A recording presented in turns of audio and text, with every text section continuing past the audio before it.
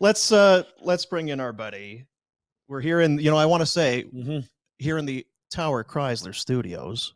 Merry Christmas and Happy New Year to everybody over at Tower. Serge, Nikki, the whole crew. Well, you know how it was bitterly cold right up until Christmas. That's right.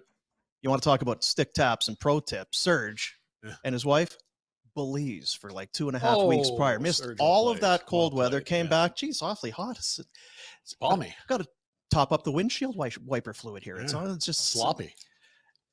Now, you know Serge. Rhett, you've not met Serge. You've seen some photos, but you know Serge. Speedo?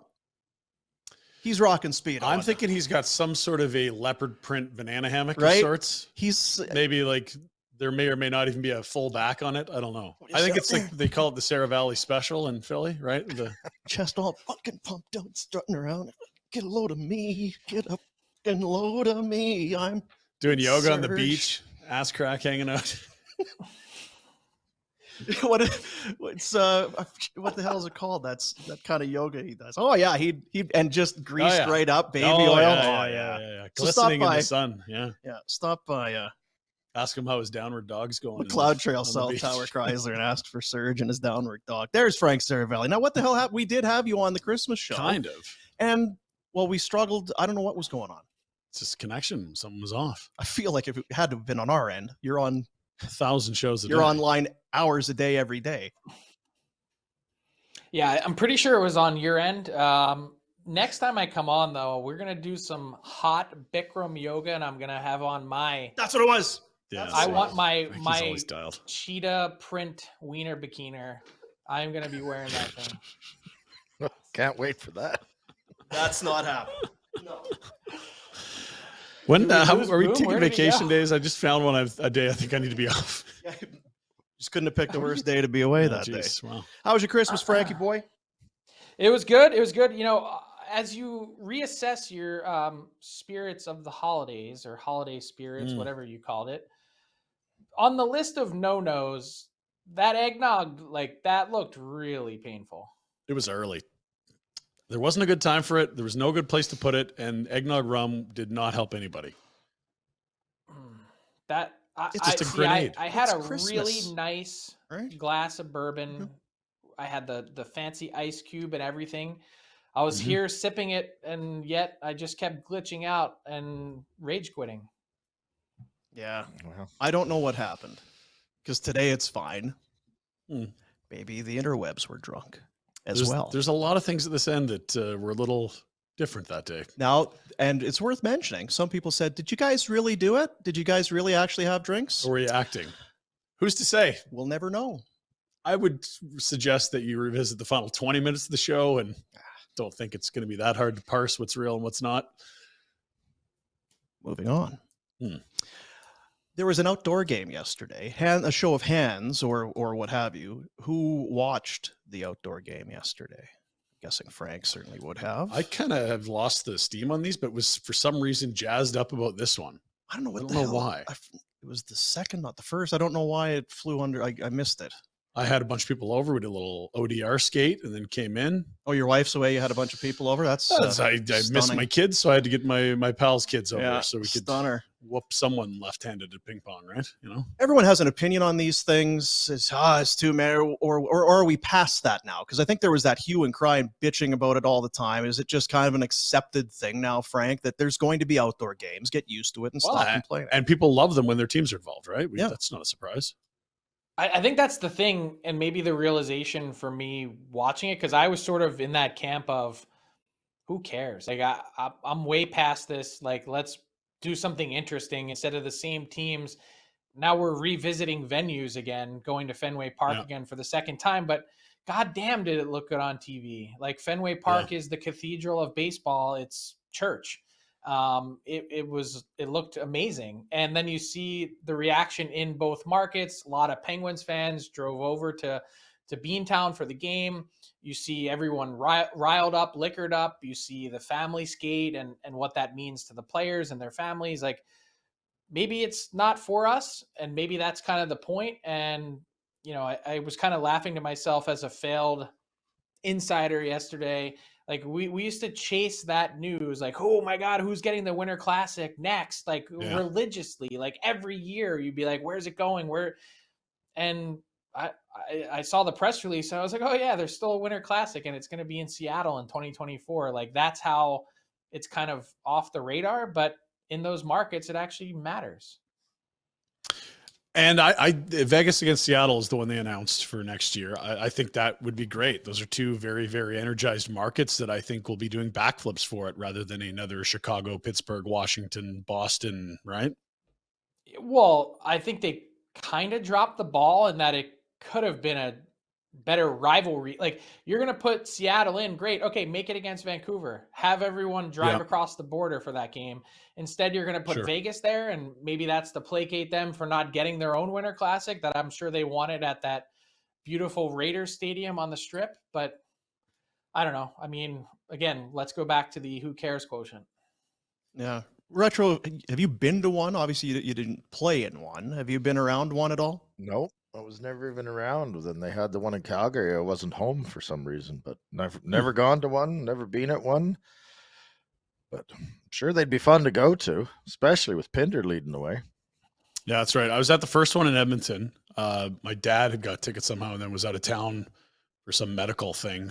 And I was like, okay, these fell in my lap. That's amazing. And then we covered the Winnipeg Calgary game in Regina like months before the pandemic. That was phenomenal. If only they had a few more hotels in Regina. That was the only real issue with it, is people were like, you couldn't find a place with an hour's drive that had vacancy, but it was great to see those two fan bases get together because that's not a common thing. And then obviously Calgary hosted. Like I'm jacked that Calgary Edmonton will be doing it next year, Commonwealth, which, was kind of leaked out a month ago and confirmed a few weeks ago. And understanding how this company that we're partnered with works, like I wouldn't be surprised if we're there and we'll be soaked up in what'll be festival-like atmosphere for a weekend, not just a 3-hour slot. And I think that's what it's evolved from the most from that first one back in 2003 in Edmonton, is they now take over the city for days. And it's not just a game. It's a festival of the whole city and celebrating hockey. Speaking of that, It was Calgary, cold. Edmonton, I'm coming up to Jasper in a couple weeks for a little pond hockey. And I had asked you guys, which team am I playing on? Team Flames Nation or Team Oilers Nation? And you guys were like, so I'm part of the Oilers crew now. Well, how good are you? Because if you're a hack, we're happy to have you there. If you're a ringer, we need you on our team, Frank. Like you'll have to find out the hard way, on Seravalli. Yeah. Huh. You'll have When's the last time you were on skates, do you know? See, I don't know that we just I'm on my skates 3 times a week. Oh. Coaching U9 like me? Yes. Or playing? It's not the same. God, I doubt me at your own peril. That's what I'll say. Yeah, all right. Well, he's really throwing it out. He must be good. Wow. You will not get that kind of boasting from this guy. How long? Well, it's years since I've been on skates. So we're gonna need a ringer too, is what I'm hearing. The blades did not look good. I had to find them and then haul them out of a dusty old bag. Yeah. Wasn't pretty. Wasn't real pretty. Don't worry, I found a goalie that's going to be playing out, so we'll be fine. Oh, that's awesome. Yeah, there you see at the January 27th to 29th, Jasper Park Lodge Pond Hockey Tournament. And yes, you are going to be there, Frank. Friday night hot stove. Pinder and I will be doing the hot stove with Frank Seravalli of Oilers Nation, apparently. Sign your team up. You want to go? Incredible weekend of hockey on the pond. Other guests, activities. You talk about taking over we're taking over Jasper Park Lodge. Taking over JPL Jasper. is legendary. Website, chehockey.com for more info and to get your teams registered. See you up there. You had mentioned this, and I don't really want to. There's no way to segue into it or out of it, but I think we all by now would have seen what happened in Cincinnati with Monday Night Football. We hope it's not a tragic event, but a catastrophic event in the game last night where a player collapses on his own. And you hear that it's, he went non-contact hit. It's usually because your ACL gives or your hamstring pops or something. And then you saw the video and it was chilling immediately. Yeah. And This wasn't the same as, the cart's on the field, which we've somehow become numb to in the NFL. You see it every single weekend. It just is what it is. But this was not that. And I don't know how, I don't care how, but the media is being criticized or applauded for how they handled it, and the NFL is being criticized or whatever. But it's not, we've actually seen a few of these in hockey, and you don't think about it, I guess, until something like that happens. I hadn't recalled the Chris Pronger one where he took the shot to the chest and then he went down, and Yuri Fisher, and then Jay Bouwmeester, of course, Rich Peverly, his career. Rich Peverly was another one. All, I guess, in a way, a little more familiar, Frank, than we maybe think. Yeah, and it's actually the Chris Pronger one that is most similar. The issues with Yuri Fisher, Jay Bouwmeester, and Rich Peverly were all heart issues or defects that just happened to pop up at the wrong time. You may actually consider that the right time, given the help and medical attention that's readily available to NHL players. And if you think about it in an odd way for Damar Hamlin, that happening, he was actually in the best possible place that he could be with that many doctors and medical personnel available. But Chris Pronger tweeting today and also posted the video, the YouTube link of his injury. And I'm not a doctor, we're not speculating, but Damar Hamlin and what he went through, what's been out there and what's been reported is that he likely had some kind of commotio cordis, is the medical term, when you actually get hit in the chest and it causes your heart to stop. Now, the link back to hockey is that that's exactly what Chris Pronger was diagnosed with. And he's one of the very few people on the planet. There's a commotio cordis expert based in Minnesota that diagnosed him, that said Chris Pronger is one of the very few people on the planet that's actually lived from it. So not only that, if you remember the story, came back and played in that playoff series, which is bananas to think about. But it's incredibly rare to have someone make it through to the other side. We're still waiting on updates from Damar Hamlin. Where I wanted to go with this, and I'm just curious on your take, guys, is I feel like in some ways, and maybe you guys are going to think I'm nuts, that the way we view pro sports now may change after Monday night. I've sort of felt that way about the NFL for a while. Like we might in our lives see the last football game as we sort of see the sport played now because of how violent it is. And maybe I'm wrong, but I kind of have that sense that could be the case. But I think we all understand that NFL football players especially are putting their lives at risk in terms of like long-term injuries and, probably predisposing yourself dying very, very early. But the thought of someone dying on the field is like, that's crazy. That's wow. Rhett, you played. Do you have, because like to Pinder's point, right? You when you sign up to be an athlete, there are riches and great things that come with it. There can also be obviously severe circumstances, or however you want to call it. Yeah, I thought about it lots yesterday when it was happening. Obviously you couldn't play the game last night, and even the next time these two, if they ever play, or how they're going to deal with that, I don't know. But I don't think it will long term, I guess, in my opinion, Frank.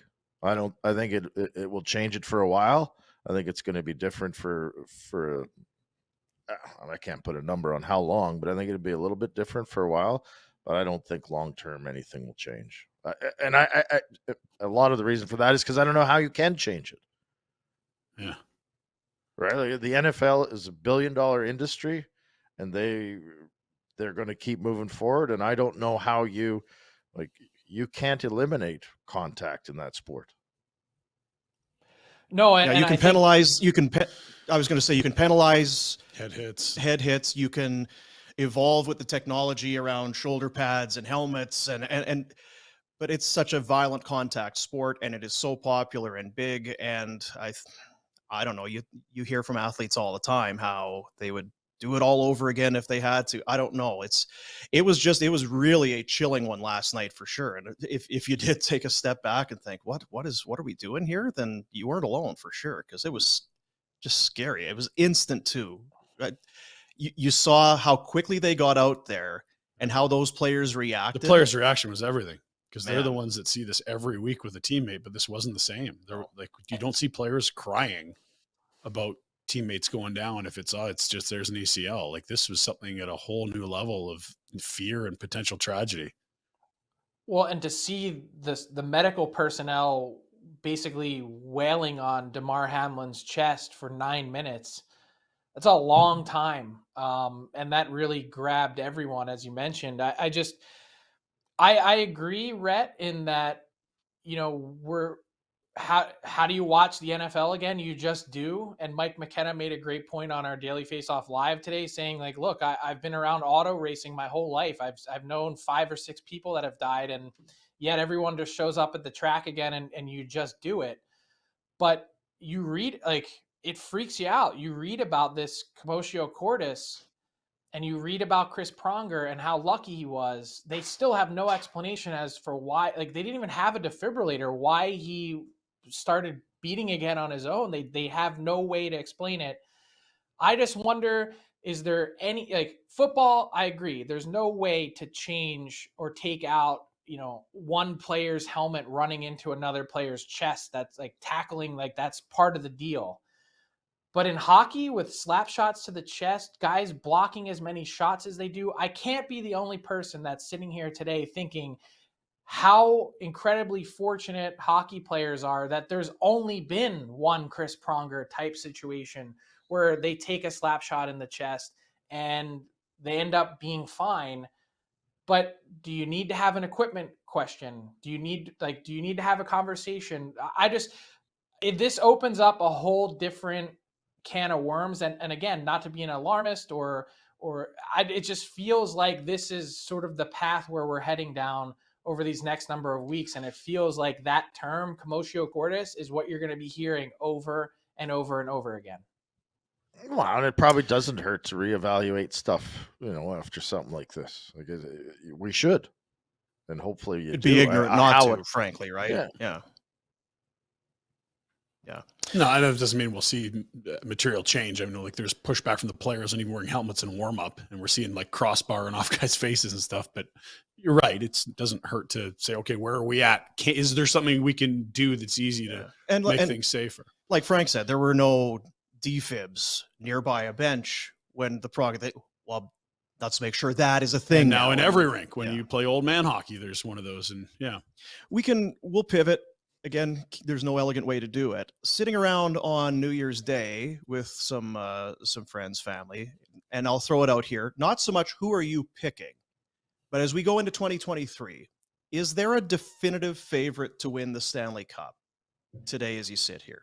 We can look at the records and what they are, and not even would you put your house or your life on it, but do you have a feel as to who the consensus might be for a cup favorite today? Because there's some teams coming into the year. Florida's had a heck of a run. They're in a bad shape. They're in tough shape. 8 points out. Colorado's really hurt. They're going to get healthy, you assume, but they don't look like a repeat is imminent. Not yet. Dallas has looked good at times. Boston. I think Boston for me is the one that's looked aces the whole way through. Tremendous at home. They've probably got a Vezina leader in net, and it's like everyone's worried about those injuries. All those guys are back and contributing, and whether he was a malcontent or didn't get along with the coach, whatever it was, like they got DeBrusque going. That's a deep, good team, and they're going to add too. Like they know their window isn't long here. You're not going to have Bergeron forever here. I would say, first off, if you're betting your house on anyone to win the Stanley Cup, you're a fucking moron. You haven't seen this tournament, have you? Second, I would say my arm isn't long enough to pat myself on the back. I'm kind of a large man. But I did pick the Carolina Hurricanes to start the year, and I kind of feel pretty good about that. They've been, outside of Boston, the most consistent team in the league. No blips. They're just a good team. They're going to get Pacioretty back, and I'd imagine they're going to be a big swinger at the deadline. Hard to root against Boston and their last dance vibes and the way they've played at home, particularly even they go outside at Fenway Park and still win their home game. But it feels to me like there's plenty of drama to come in the Pacific. Like there's going to be some carnage there, whether it's one of the Flames or Oilers being out or What about the Kraken, who had kind of mathematically been in such a good spot and are sputtering? Like, there's a lot to really still be determined out west. I guess what I'm worried about in the East is feels like we're already reaching a spot where we were mid-January, where it got really boring because the playoff race was already locked up. And now we're already down to basically 9 teams, unless you're a believer that Buffalo and or Detroit is going to be one of those teams to get in. So what are we doing in the East? Yeah, it was pretty much set really early a year ago, and I don't know much different this year. It's not a lot different. You mentioned Carolina. I saw it on the weekend, and I forgot all about it. It's like, yeah, Max Pacioretty, who hasn't played a game yet this year. There's going to add a guy. Yeah. Deadline ad if you don't make one, and you probably will. How do you feel about their goaltending? Everyone likes their D. They seem to be just fine offensively. Freddie Anderson's been out for months. They've won 11 straight now, or whatever it is. Yeah, I mean, the NHL record is 17 wins in a row. The Hurricanes are at 11, and they've got the Blue Jackets coming up a couple times in the next 10 days or so. They have a shot to take a run at this NHL record. Their goaltending, I mean, Freddie Anderson, I don't think you can count on, but Ranta has come in and reeled off 5 wins. And this Pyotr Kochetkov, he doesn't lose. It's unbelievable what he's been able to do. They signed him to that 4-year extension, sort of Vladar-esque, just longer and for less money. And he's been aces. So they're a fun team to watch. Like, they may not have the superstar that you're looking for up front. They don't have, and we can have a discussion about teams that have won the Stanley Cup without having superstars. There aren't many in the last 10 to 15 years. I would say St. Louis in 2019 and Boston in 2011 without a superstar forward that have won, but I think Carolina could challenge for that. Any love for the Leafs in here? I think they went around this year, but again, that division is just such a nightmare. Like, they're going to have to play Tampa or Boston or Florida or, who else is good there? Like, that's round 1. That's never mind round 2, where you might be waiting on Boston, who could probably be a President's Trophy winner. Like, that's just the toughest division in hockey. You could pencil it in right now. Leafs Lightning round 1. It's happening. And I don't care what the numbers say. The Leafs are not going to be entering that series as a favorite. They're favored last year, right? And they had the 3-2 series lead, that awful interference call in Game 7. They played. They have to do it before they prove anyone wrong, right? Yeah, that's the thing. And the Tampa is not as good and not as deep as they were. But here's the thing, and you could say this about Toronto. I think Tampa is going to make a massive move at some point to further their all-in scheme. Like, their next draft pick in the first round is in 2025. Don't be surprised if that's gone too when this is all said and done. It's like the Rams. The GM had the bleep them picks t-shirt for the championship run. Like, you don't need first if you're Tampa. You ride this core. Worked for 1 year. Yeah.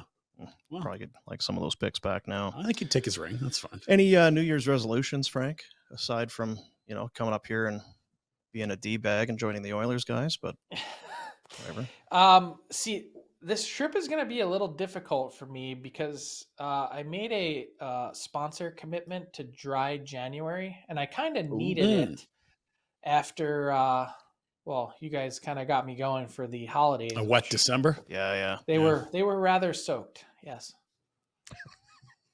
There were a lot of people who also they kind of liked the comment that you're not alone when you cry after drinking Fireball whiskey. Apparently, it does draw out the emotions of others as well. Really? Yeah. Is that true? I didn't see that. Who that person is they're my person. Who said that? Spirit animal. Trust me, some people you would not be proud to be associated with. You'd be happy just to be a lone wolf in that one. I don't know. It's a pretty lonely place to be when you're crying over your Fireball. Plenty of Fireball up here. We're looking forward to it. And all of a sudden, that ride from Calgary to Jasper. Get your thumbs ready. Yeah, it ain't going to be with me. I changed my plans, everything I did. I changed it. I'm going right into Edmonton. I'm totally... As you should. Just unbelievable. Yeah. Traitor. Hey, what a brutal traitor. Yeah. Sorry, Frank. We're out of time, yes, fucker. Yeah. We'll see you next week. Maybe. See you, buddy. See you, boys. Frank Seravalli, NHL Insider, dailyfaceoff.com. Everywhere. Everywhere. It's on every show, doing everything. It's all over. He's already late for another show just because he was hanging with Yeah, us. probably, right? Yeah. How many shows does he do a day? 5, 6? God, I can barely do this one. It's a lot.